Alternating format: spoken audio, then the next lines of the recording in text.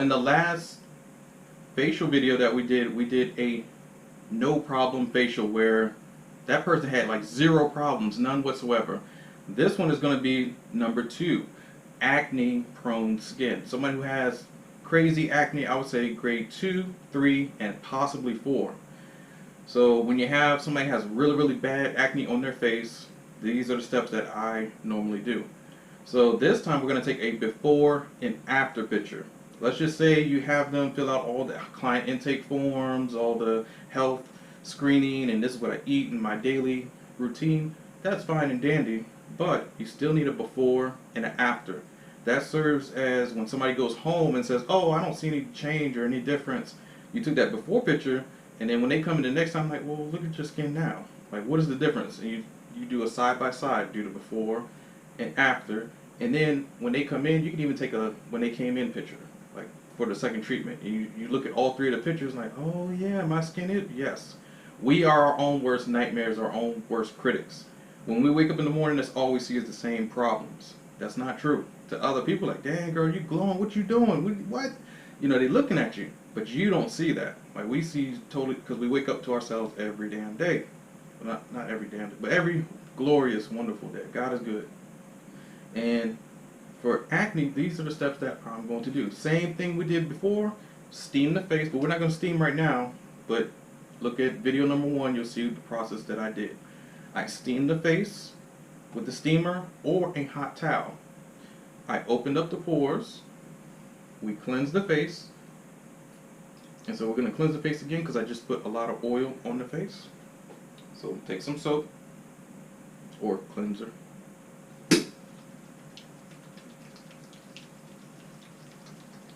Make sure it cakes up nice on your hands. Apply it to the skin.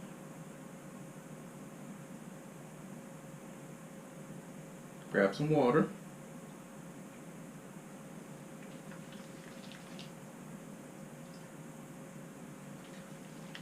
Get it nice and soapy this time with some water.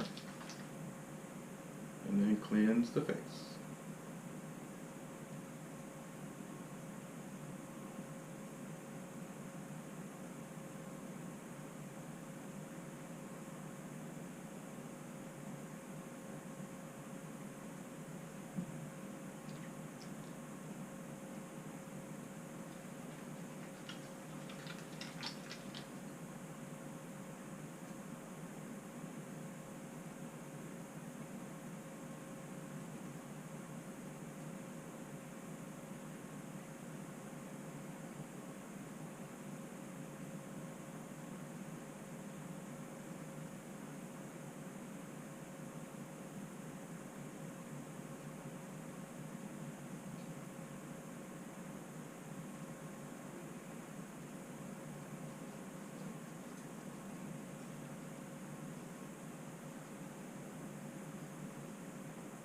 Now we're going to cleanse the face in 2 movements. The first movement we're going to do is sponges. Sponges, we're going to take off as much as we can.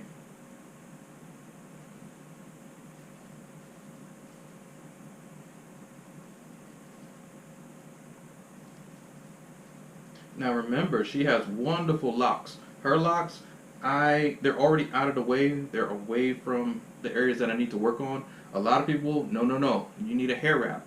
For me, this is just how, again, this is me, how I do it. You would preferably have a hair wrap, okay? But for me, I'm careful, I know what I'm doing. I'm going to go around the locks. I'm not going to get anything entangled. I don't have any watches. I do have a bracelet on, but it's beaded. It's not going to catch on anybody's hair or mess anybody up, so be careful. Putting the hair up is not just for the products and you're going to get the person's hair wet. It's for, some people wear jewelry, some people wear chains. You're standing over somebody's head, you come right up real quick and it gets caught in your hair. That's bad. Like somebody wake up from their hair being pulled out. That's a nightmare. So be careful. So as you can see, the face is still soapy.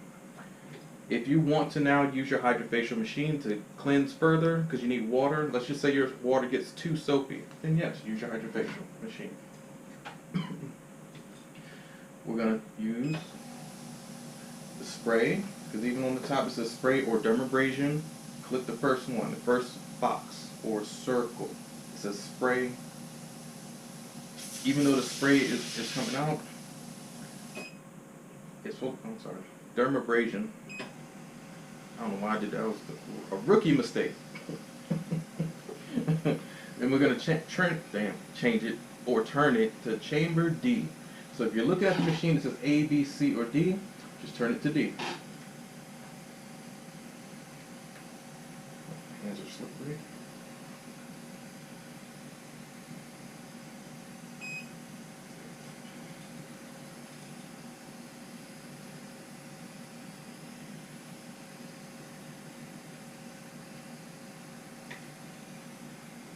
Okay, so we're on chamber D. Chamber D is located on the back of the machine. You have to turn the machine around. And as you guys can see, this is the D chamber. Or O2. The HydraFacial H2O O2 is right here. H2O O2, this machine on the inside makes the water turn blue because that oxidizes the water, just like the blue lights in the steamer. It deoxygenates certain chemicals, swimming around, bacteria, fungus, all that type of good stuff, that blue light, just like for acne, but for the water, okay? So this is your D chamber. Letter D. We turn it over on the front side. We turned it on microdermabrasion, H2O, and remember you gotta hit H2O on the screen. To test it, take your hand, and you can see the water. Alright, so it's just plain water. It's no solution, nothing's mixed with it, it's just plain water. That's it. So now we're going to take off the soapy residue that's still on the face.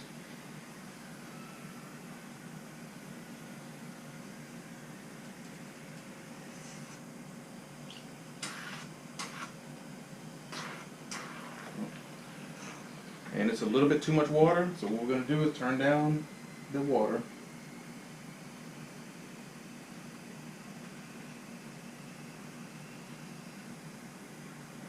Test it on your hand again. Not too bad. Now, because we're dealing with water, take a towel. You're going to wrap it around the client's neck. So all I'm going to do is put it around the neck. And then underneath her ears and everything. Yes, perfect. So she can still hear, but at least the towel will catch the water, okay? And you cover her hair as much as possible, all right?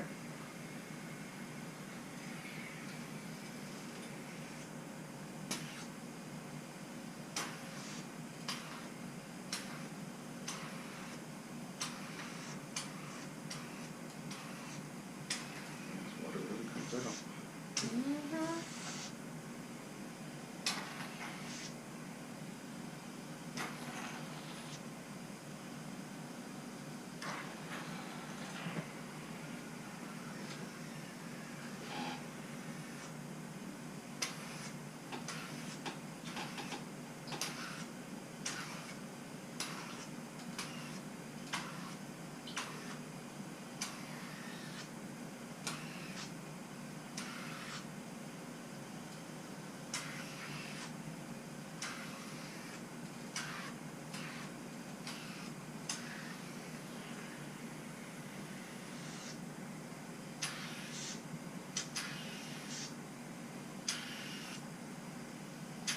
So remember, if you do have soap residue still on the face, this spits out water and it sucks in water.